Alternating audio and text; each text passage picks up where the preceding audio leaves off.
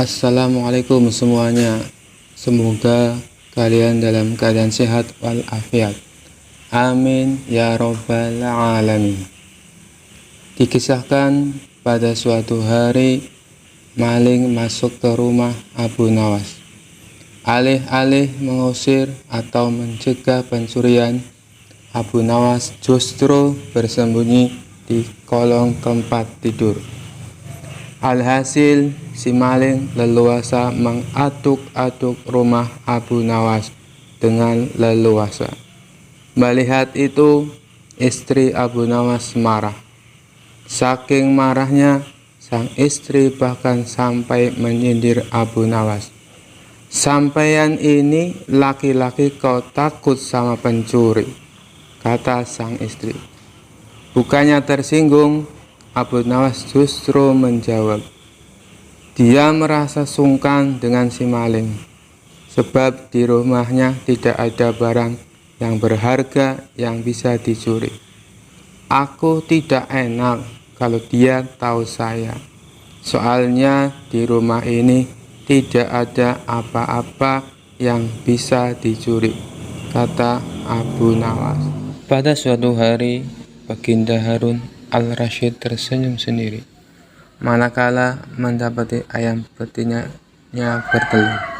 Beliau memanggil pengawal agar mengumumkan kepada rakyat bahwa kerajaan mengadakan sayembara untuk umum. Sayembara itu berupa pertanyaan yang mudah, tetapi memerlukan jawaban yang tepat dan masuk akal. Majikannya pun kaget. Barang siapa yang bisa menjawab pertanyaan itu akan mendapat imbalan yang amat menggiurkan, 1 pundi penuh uang emas. Tetapi bila tidak bisa menjawab, maka mesti terima hukuman, undian yang berisiko. Pada kondisi susah begini, sayembara seperti itu mengundang banyak peminat. Sayang 1000 sayang, karena hukuman yang berat bila gagal menjawab, maka para peminat itu hanya bisa menelan air liur saja. Pundi-pundi uang emas itu sungguh memikat. Namun apa daya, otak diragukan kecerdasannya. Mengingat beratnya hukuman yang akan dijatuhkan, maka hanya 4 orang yang nekat mengikuti sayembara itu. Abu Nawas yang mendengar sayembara raja langsung mendaftar. Dia menjadi salah satu dari 4 orang itu. Aturan main sayembara itu ada 2. Pertama, jawaban harus masuk akal. Kedua, peserta harus mampu menjawab sanggahan dari baginda sendiri. Pada hari yang telah ditetapkan, para peserta sudah siap di depan panggung. Penonton pun berjubel. Mereka ingin menyaksikan siapa yang beruntung akan mendapatkan pundi-pundi uang emas itu. Baginda duduk di atas panggung. Beliau memanggil peserta pertama. Peserta pertama maju dengan tubuh gemetar. Baginda bertanya, manakah yang lebih dahulu, telur atau ayam? Telur, jawab peserta pertama. Apa alasannya? Tanya baginda. Bila ayam lebih dahulu itu tidak mungkin karena ayam berasal dari telur, kata peserta pertama menjelaskan. Kalau begitu siapa yang mengerami telur itu? Sanggah baginda. Peserta pertama pucat pasi. Wajahnya mendadak berubah, putih seperti kertas. Ia tidak bisa menjawab. Tanpa ampun ia dimasukkan ke dalam penjara. Kemudian peserta kedua maju dan berkata, Paduka yang mulia, sebenarnya telur dan ayam tercipta dalam waktu yang bersamaan. Bagaimana bisa bersamaan? Tanya baginda. Bila ayam lebih dahulu itu tidak mungkin karena ayam berasal dari telur. Bila telur lebih dahulu itu juga tidak mungkin karena telur tidak bisa menetas tanpa dierami, kata peserta kedua dengan mantap. Bukankah ayam betina bisa bertelur tanpa ayam jantan? Sanggah baginda memojokkan. Peserta kedua bingung, ia pun dijebloskan ke dalam penjara. Lalu giliran peserta ketiga, ia berkata, "Tuanku yang mulia, sebenarnya ayam tercipta lebih dahulu daripada telur." "Sebutkan alasanmu," kata baginda. "Menurut hamba, yang pertama tercipta adalah ayam betina," kata peserta ketiga meyakinkan. "Lalu bagaimana ayam betina bisa beranak pinak seperti sekarang, sedangkan ayam jantan tidak ada?" tanya baginda memancing. Ayam betina bisa bertelur tanpa ayam jantan. Telur diirami sendiri, lalu menetas dan menurunkan anak ayam jantan. Kemudian menjadi ayam jantan dewasa dan mengawini induknya sendiri. Peserta ketiga berusaha menjelaskan, bagaimana bila ayam betina mati sebelum ayam jantan yang sudah dewasa sempat mengawininya? Peserta ketiga pun tidak bisa menjawab sanggahan baginda. Ia pun dimasukkan ke dalam penjara. Kini tiba giliran Abu Nawas. Ia berkata, "Yang pasti adalah telur dulu, baru ayam." "Coba terangkan secara logis," kata baginda ingin tahu. "Ayam bisa mengenal telur, sebaliknya telur tidak mengenal ayam," kata Abu Nawas singkat. Agak lama baginda raja merenung. Kali ini baginda tidak menyanggah alasan Abu Nawas. Penonton pun bersorak, Abu Nawas berhak atas hadiah pundi-pundi uang. Abu Nawas berjalan-jalan di kota Baghdad. Ia melewati pasar yang terdapat sebuah toko pakaian. Sesekali Abu Nawas melirik ke arah toko pakaian tersebut. Ia pun melihat celana yang terpanjang di toko tersebut. Dan Abu Nawas masuk ke toko itu. "Anda mencari apa, Tuan?" tanya yang punya toko. "Saya tertarik dengan celana itu, bolehkah aku mencobanya?" kata Abu Nawas sambil menunjuk celana yang digantung. "Oh, silakan, Tuan," jawab yang punya toko sambil mengambilkan celana tersebut. "Berapa harganya?" tanya Abu Nawas kembali. "Hanya 50 dirham, Tuan," jawab yang punya toko. Ketika Abu Nawas mencobanya, mendadak ia berubah pikiran. Ia malah ingin membeli baju untuk dirinya. Lalu Abu Nawas memilih bajunya dengan harga yang sama. Setelah menemukan baju yang dicari Abu Nawas, lalu mengembalikan celana kepada yang punya toko. Abu Nawas pun langsung pergi dengan membawa baju baru yang dipakainya. "Hai Tuan, Anda belum membayar baju itu," teriak yang punya toko. "Tapi kan aku sudah mengembalikan celana yang harganya sama baju ini," ujar Abu Nawas. "Iya, tetapi kamu belum membayar celana tersebut," balas yang punya toko. "Tentu saja aku tidak mau membayar. Buat apa aku membayar barang yang aku tidak beli?" ujar Abu Nawas. Mendengar hal itu, yang punya toko menjadi bengong. Pemilik toko tersebut bingung memikirkan perkataan Abu Nawas. Pada suatu sore, ketika Abu Nawas sedang mengajar murid-muridnya, ada dua orang tamu datang ke rumahnya. Yang seorang adalah wanita tua penjual kahwa, sedang satunya lagi adalah seorang pemuda berkebangsaan Mesir. Wanita tua itu berkata, kemudian diteruskan dengan si pemuda Mesir. Setelah mendengar pengaduan mereka, Abu Nawas menyuruh murid-muridnya menutup kitab mereka. "Sekarang pulanglah kalian, ajak teman-teman kalian datang kepadaku pada malam hari ini sambil membawa cangkul, penggali, kapak, dan martil serta batu. Murid-murid Abu Nawas merasa heran, namun mereka begitu patuh kepada Abu Nawas, dan mereka merasa yakin gurunya selalu membuat kejutan dan berada di pihak yang benar. Pada malam harinya mereka datang ke rumah Abu Nawas dengan membawa peralatan yang diminta oleh Abu Nawas. Berkata Abu Nawas, "Hai kalian semua, pergilah dalam hari ini untuk merusak Tuan Kadi yang baru jadi." "Hah? Merusak Tuan Kadi?" gumam semua muridnya keheranan. "Apa? Kalian jangan ragu, laksanakan saja perintah gurumu ini," kata Abu Nawas menghapus keraguan murid-muridnya.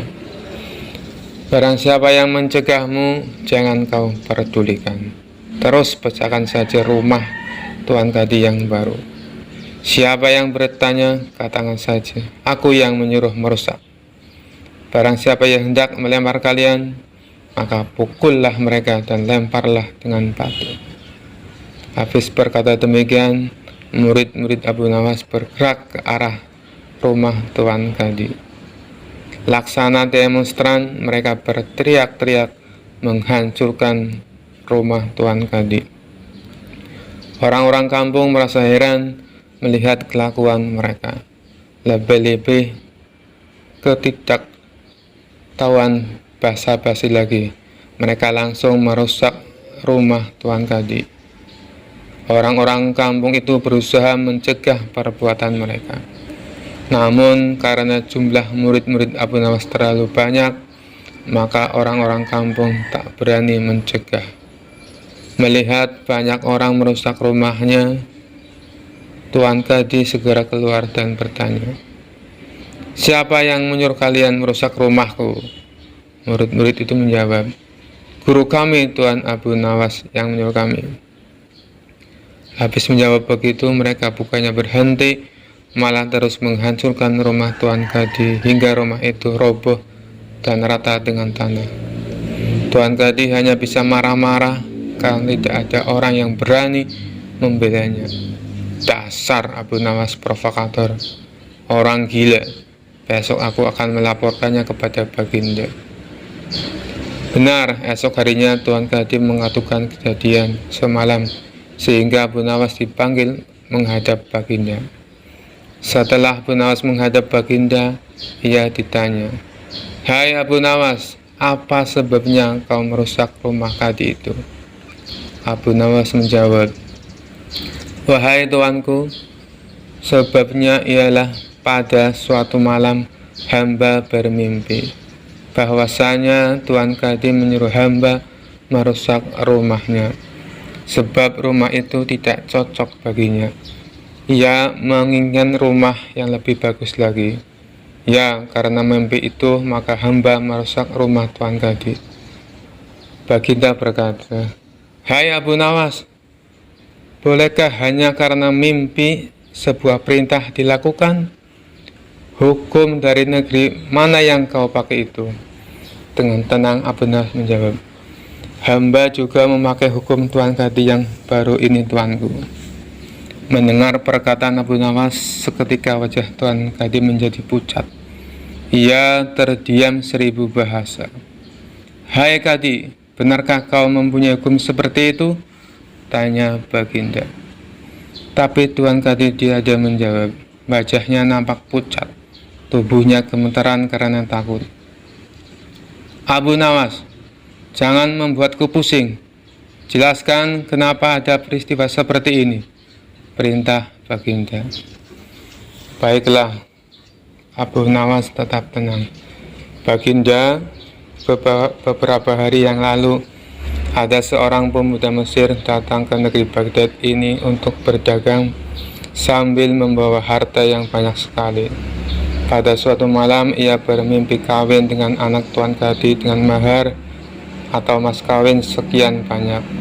Ini hanya mimpi, Baginda." Tetapi Tuan Kadi yang mendengar kabar itu langsung mendatangi si pemuda Mesir dan meminta mahar anaknya. Tentu saja pemuda Mesir itu tak mau membayar mahar hanya karena mimpi. Nah, disinilah terlihat arogansi Tuan Khadi. Ya, ternyata merampas semua harta benda milik pemuda Mesir, sehingga pemuda itu menjadi seorang pengemis gelandangan dan akhirnya ditolong oleh wanita tua penjual kahwa. Baginda terkejut mendengar penuturan Abu Nawas, tapi masih belum percaya 100%. Maka ia memerintahkan Abu Nawas agar memanggil si pemuda Mesir. Pemuda Mesir itu memang sengaja disuruh Abu Nawas menunggu di depan istana. Jadi mudah saja bagi Abu Nawas memanggil pemuda itu ke hadapan Baginda. Berkata Baginda Raja, "Hai anak Mesir, ceritakanlah hal ihwal dirimu sejak engkau datang ke negeri ini." Ternyata cerita pemuda Mesir itu sama dengan cerita Abu Nawas.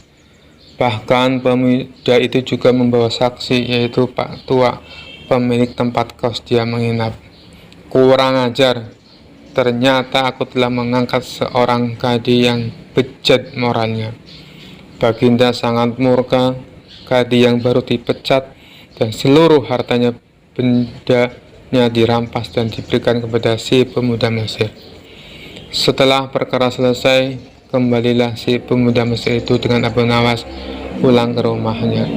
Pemuda Mesir itu hendak membalas kebaikan Abu Nawas. Berkata Abu Nawas, "Janganlah engkau memberiku barang sesuatu pun kepadaku. Aku tidak akan menerimanya sedikit pun juga." Pemuda Mesir itu betul-betul mengagumi Abu Nawas. Ketika ia kembali ke Mesir, ia menceritakan tentang kehebatan Abu Nawas kepada penduduk Mesir, sehingga nama Abu Nawas menjadi sangat. Assalamualaikum semuanya, apa kabar kalian? Semoga dalam keadaan sehat walafiat. Amin ya robbal alamin. Siapakah Abu Nawas? Tokoh yang dianggap badut namun juga dianggap ulama besar ini. Sufi, tokoh super lucu yang tiada bandingnya. Ini aslinya orang Persia yang dilahirkan pada tahun 750 Masehi di Ahwaz, meninggal pada tahun 819 Masehi di Baghdad. Setelah dewasa, ia mengembara ke Basra dan Kufah. Di sana, ia belajar bahasa Arab dan bergaul rapat sekali dengan orang-orang Badui padang pasir. Karena pergaulannya itu, ia mahir bahasa Arab dan adat istiadat dan kegemaran orang-orang Arab. Ia juga pandai bersair, berpantun, dan menyanyi. Ia sempat pulang ke negerinya, namun pergi lagi ke Baghdad bersama ayahnya. Keduanya menghambakan diri kepada Sultan Harun al-Rashid, Raja Baghdad. Mari kita mulai kisah penggeliat hati ini. Bapaknya Abu Nawas adalah penghulu kerajaan di Baghdad bernama Maulana. Pada suatu hari, bapaknya Abu Nawas yang sudah tua itu sakit parah dan akhirnya meninggal dunia. Abu Nawas dipanggil ke istana. Ia diperintah Sultan untuk mengubur jenazah bapaknya itu sebagaimana adat Syekh Maulana. Apa yang dilakukan Abu Nawas hampir tiada bedanya dengan Khadi Maulana, baik mengenai tata cara memandikan jenazah hingga mengkafaninya, menyolatinya, dan mendoakannya. Maka Sultan bermaksud mengangkat Abu Nawas menjadi Khadi atau penghulu menggantikan kedudukan bapaknya. Namun demi mendengar rencana sang Sultan, tiba-tiba saja Abu Nawas yang cerdas itu tiba-tiba tampak berubah menjadi gila. Usai upacara pemakaman bapaknya, Abu Nawas mengambil sepotong batang pisang dan diperlakukannya seperti kuda. Ia menunggang kuda dari batang pisang itu sambil berlari-lari dari kuburan bapaknya menuju rumahnya. Orang yang melihat menjadi terheran-heran dibuatnya. Pada hari yang lain ia mengajak anak-anak kecil dalam jumlah yang cukup banyak untuk pergi ke makam bapaknya. Dan di atas makam bapaknya itu ia mengajak anak-anak bermain rebana dan bersuka cita. Kini semua orang semakin heran atas kelakuan Abu Nawas itu. Mereka menganggap Abu Nawas sudah menjadi gila karena ditinggal mati oleh bapaknya. Pada suatu hari ada beberapa orang utusan dari Sultan Harun al-Rasyid datang menemui Abu Nawas. "Hai Abu Nawas, kau dipanggil Sultan untuk menghadap ke istana," kata wazir utusan Sultan. "Buat apa Sultan memanggilku? Aku tidak ada keperluan dengannya," jawab Abu Nawas dengan entengnya seperti tanpa beban. "Hai Abu Nawas, kau tidak boleh berkata seperti itu kepada rajamu. Hai wazir, kau jangan banyak cakap. Cepat ambil kudaku ini dan mandikan di sungai supaya bersih dan segar," kata Abu Nawas sambil menyodorkan sebatang pohon pisang yang dijadikan kuda-kudaan. Si wazir hanya geleng-geleng kepala melihat kelakuan Abu Nawas. "Abu Nawas, kau mau apa tidak menghadap Sultan?" kata wazir. "Katakan kepada rajamu, aku sudah tahu maka aku tidak mau," kata Abu Nawas. "Apa maksudnya Abu Nawas?" tanya wazir dengan rasa penasaran. "Sudah pergi sana, bilang saja begitu kepada rajamu," sergah Abu Nawas semakin menyaruk debu dan dilempar ke arah si wazir dan teman-temannya. Si wazir segera menyingkir dari halaman rumah Abu Nawas. Mereka laporkan keadaan Abu Nawas yang seperti tak waras itu kepada Sultan Harun al-Rasyid. Dengan geram Sultan berkata, "Kalian bodoh semua, hanya menghadapkan Abu Nawas kemari saja tidak becus. Ayo pergi ke sana, ke rumah Abu Nawas. Bawa dia kemari dengan sukarela atau terpaksa." Si wazir segera mengajak beberapa prajurit istana dan dengan paksa Abu Nawas dihadirkan di hadapan raja. Namun lagi-lagi di depan raja Abu Nawas berlagak pilon. Bahkan tingkahnya ugal-ugalan tak selayaknya berada di hadapan seorang raja. "Abu Nawas, bersikaplah sopan," tegur Baginda. "Ya Baginda, tahukah Anda?" "Apa Abu Nawas?" "Begini, Baginda, reaksi itu asalnya dari udang." "Kurang ajar kau menghinaku waras. Kurang ajar kau menghinaku waras. Kurang ajar kau menghinaku Nawas." "Tidak Baginda, siapa bilang udang berasal dari terasi?" Baginda merasa dilecehkan. Ia naik pitam dan segera memberi perintah kepada para pengawalnya. "Hajar dia, pukuli dia sebanyak 25 kali. Wah, wah, wah.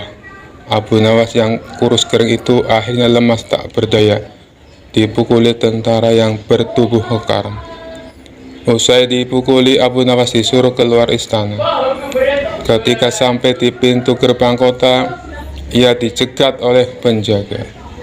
"Hai Abu Nawas, tempo hari ketika kau hendak masuk ke kota ini, kita telah mengadakan perjanjian. Masa kau lupa pada janjimu itu? Jika engkau beri hadiah oleh Baginda, maka engkau berkata, 'Aku bagi dua, engkau satu bagian, aku satu bagian.' Nah, sekarang mana bagianku itu? Hai penjaga pintu gerbang, apakah kau benar-benar menginginkan hadiah Baginda yang diberikan kepadaku tadi?" "Ya, tentu itu kan sudah merupakan perjanjian kita." "Baik, aku berikan semuanya, bukan hanya satu bagian." "Wah, ternyata kau baik hati Abu Nawas.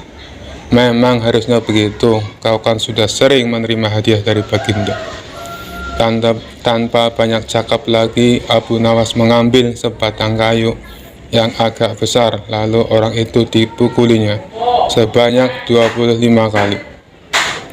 Tentu saja orang itu menjerit-jerit kesakitan dan menganggap Abu Nawas telah menjadi gila.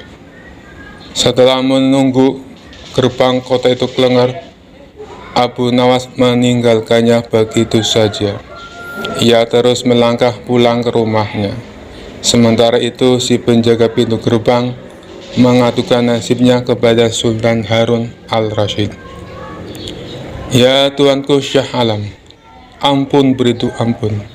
Hamba datang kemari mengadukan Abu Nawas yang telah memukul hamba sebanyak 25 kali tanpa suatu kesalahan. Hamba mohon keadilan dari Tuanku Baginda." Baginda segera memerintahkan pengawal untuk memanggil Abu Nawas. Setelah Abu Nawas berada di hadapan Baginda, ia ditanya, "Hai Abu Nawas, benarkah kau telah memukuli penunggu pintu gerbang kota ini sebanyak 25 kali pukulan?" Berkata Abu Nawas, "Ampun Tuanku, hamba melakukannya karena sudah sepatutnya dia menerima pukulan itu." "Apa maksudmu? Coba kau jelaskan sebab masalahnya kau memukuli orang itu," tanya Baginda.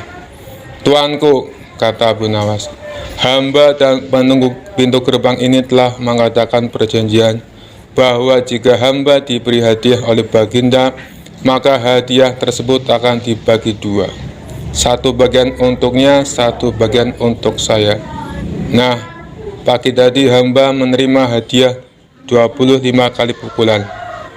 Maka saya berikan pula hadiah 25 kali pukulan kepadanya."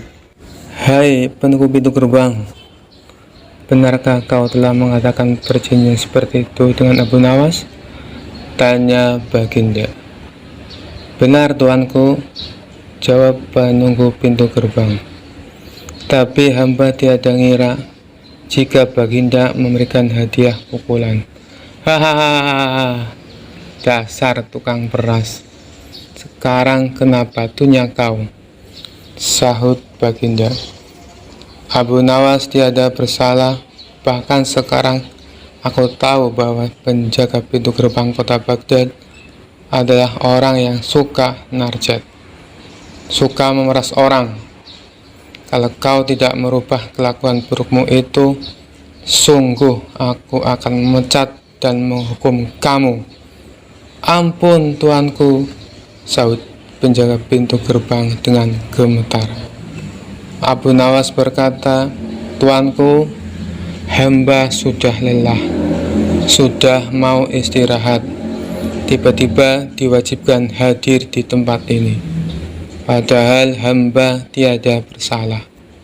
Hamba mohon ganti rugi, sebab jatah waktu istirahat hamba sudah hilang karena panggilan Tuanku. Padahal besok hamba harus mencari nafkah untuk keluarga hamba. Sejenak Baginda melengak, terkejut atas protes Abu Nawas. Namun tiba-tiba ia tertawa terbahak-bahak.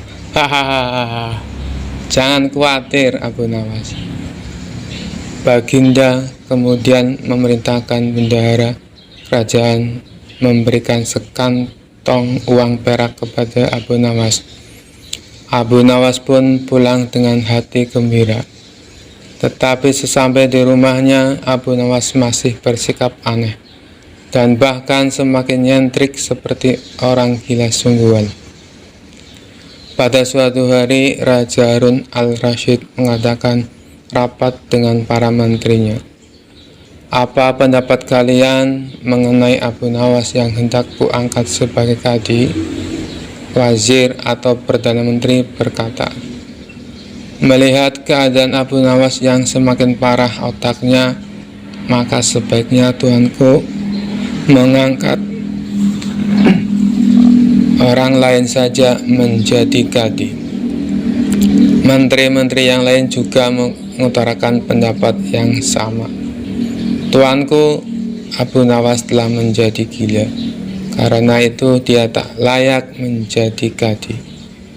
Baiklah, kita tunggu dulu sampai 21 hari, karena bapaknya baru saja mati. Jika tidak sembuh-sembuh juga, bolehlah kita mencari gadis yang lain saja. Setelah lewat 1 bulan, Abu Nawas masih dianggap gila. Maka Sultan Harun al-Rasyid mengangkat orang lain menjadi kadi atau penghulu kerajaan Baghdad.